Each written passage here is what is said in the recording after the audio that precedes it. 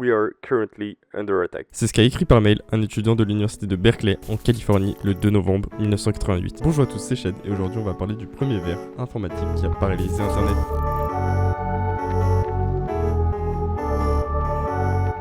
Faire un petit bond dans le passé, dans les années 1980, Internet tel qu'on le connaît aujourd'hui n'existait pas encore. À cette époque, donc c'était ARPANET, un réseau développé par le département américain de la défense. J'en ai déjà parlé dans ma précédente vidéo sur le premier virus informatique. Ce réseau expérimental, conçu pour faciliter le partage d'informations, ne connectait qu'en réalité une petite partie avec environ 60 000 machines interconnectées. Ouais, pas mal. Contrairement à aujourd'hui, où les menaces sont omniprésentes, la sécurité informatique était encore un concept très rudimentaire à l'époque. C'est-à-dire que les développeurs et les chercheurs y travaillaient dans un climat de confiance mutuelle et ils étaient persuadés que seuls les utilisateurs sérieux et bien intentionnés accédaient au réseau. Pour vous dire, les protections comme les pare-feux, l'authentification renforcée ou même les antivirus étaient pratiquement inexistants. Et c'est dans ce contexte d'innocence numérique que le ver Maurice est apparu. It was first spotted at NASA Ames and Rand. How insidious was this virus?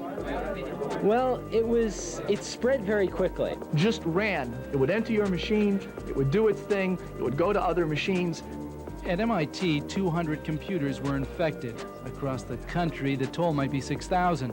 Ce que vous venez de voir, c'est un extrait de The 10 O'Clock News qui parle du ver Maurice. Alors faut savoir que son créateur à l'époque c'était une bête de sexe, tout simplement. C'est le premier à avoir attiré l'attention des médias grand public sur une affaire d'attaque informatique. Et une question, pourquoi le ver il s'appelle Maurice? Son nom vient tout simplement de son créateur, Robert Tappan Morris, qui était un étudiant au MIT. Mais c'est pas tout, c'est le fils d'un cryptologue américain, Robert Morris. Il faut savoir que son père aussi a joué un rôle clé dans l'amélioration de la sécurité et de la puissance des systèmes Unix. Bref, revenons à nos moutons et concentrons-nous plus sur le ver. Contrairement à d'autres attaques modernes de notre quotidien, le ver Maurice, il avait pas pour but de voler des données ou des documents, ni de supprimer ou corrompre des fichiers, c'était plutôt de créer de la perturbation, de déstabiliser le réseau dans son ensemble. Il s'est donc propagé de manière incontrôlée par son créateur et a ralenti des ordinateurs et le réseau jusqu'à ce qu'il cesse de fonctionner correctement. Avant de rentrer dans la partie technique et faire l'analyse du code source du ver, on va donc comparer la première vidéo que j'ai faite sur le premier virus informatique et voir la différence entre un virus et un ver de mon point de vue. Pour l'exemple du virus, je vais prendre le creeper qui dépend d'un fichier ou d'un programme hôte et qui reste latent jusqu'à activation. Tandis que pour les vers informatiques, comme le ver Maurice par exemple, il est autonome et se propage sans hôte et a une propagation rapide et massive puisqu'il a infecté 6000 machines. Bon, maintenant que vous avez compris ça, on peut passer à la suite. C'est tout simplement l'analyse du code source du ver. Faut savoir que le code source original du ver est stocké dans une disquette qui est affichée au musée de Boston aux États-Unis. De plus, le code original n'a jamais été publié dans son intégralité. Cependant, grâce aux efforts de chercheurs en cybersécurité et d'analystes, ils ont pu récupérer et décompiler certaines parties de son code. Et c'est sur cette version décompilée que nous allons nous baser pour voir comment ce programme s'exécutait, se répliquait, se propageait à travers le réseau ARPANET.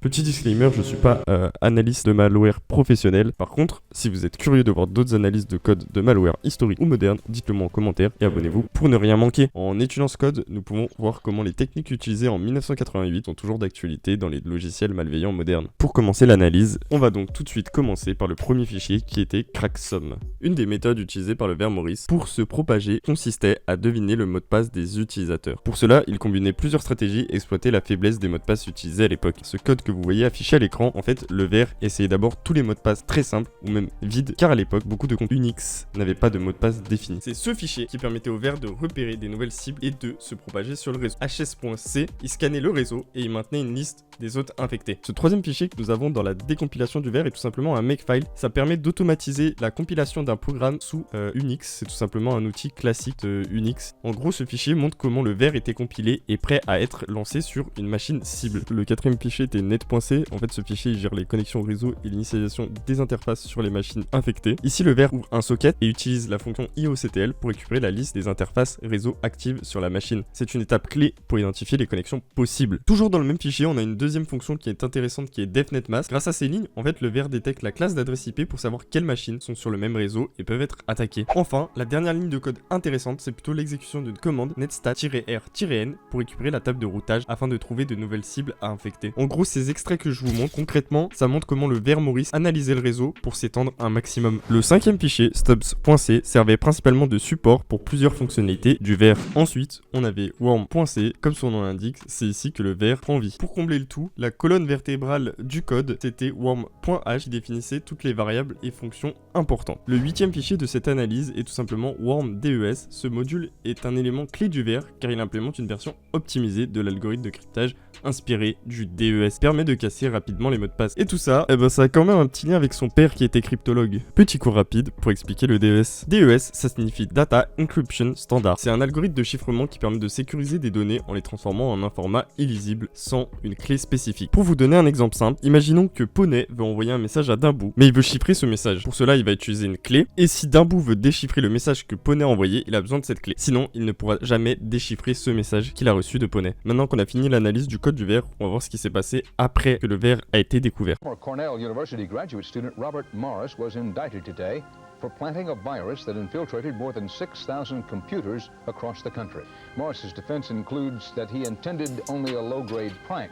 What he touched off instead was a rampant epidemic last November that infected a national defense network of computers, among others. If convicted, he could face up to 5 years in prison, a fine of $250,000, plus restitution to damaged parties. Après avoir fait appel de la décision, il fut finalement condamné à 3 ans de probation et 400 heures de travail et d'intérêts généraux, et une amende s'élevant à plus de $10 000. C'est loin des chiffres annoncés par le présentateur de CBS qui était de $250 000. Cet incident a mis en lumière les vulnérabilités des systèmes informatiques. D'ailleurs, je l'ai pas précisé dans l'analyse de code, mais le ver il exploitait 2 vulnérabilités connues dans SendMail et Finger. Et tout ça, ça a entraîné une prise de conscience globale de la cybersécurité. Et ce qui est encore plus fou, c'est qu'à la suite du ver Morris, le premier CERT, donc Computer Emergency Response Team, a été créé en 1988. Plus précisément, il a été fondé par la Defense Advanced Research Project Agency, la DARPA, à l'université Carnegie Mellon aux États-Unis. L'objectif principal était de répondre aux incidents de sécurité informatique, de coordonner les actions de réponse et de partager des informations sur les vulnérabilités. Et cet événement a marqué du coup le début de la mise en place des équipes des réponses aux incidents de sécurité à travers le monde. Concernant la carrière de Robert Morris, et malgré cette affaire, il est devenu un informaticien respecté puisqu'il est à l'heure actuelle professeur au MIT et il a eu un impact significatif dans le domaine de l'informatique. Tout ça pour dire que l'affaire Morris a également conduit à un renforcement des lois sur la cybersécurité et la fraude informatique aux États-Unis, mais pas que, aussi dans le monde. Et la bise à tout le monde, j'ai du travail, hein, les likes, comme la reine Elisabeth, je vois des mon jean à tête d'homme, j'apprécie ma quête comme, j'apprécie les belles connes, et le 6 protège la couronne à spectrum, les nique la varice, ça donne la varice, des gains d'envahisseurs, le soir je traîne dans Paris seul.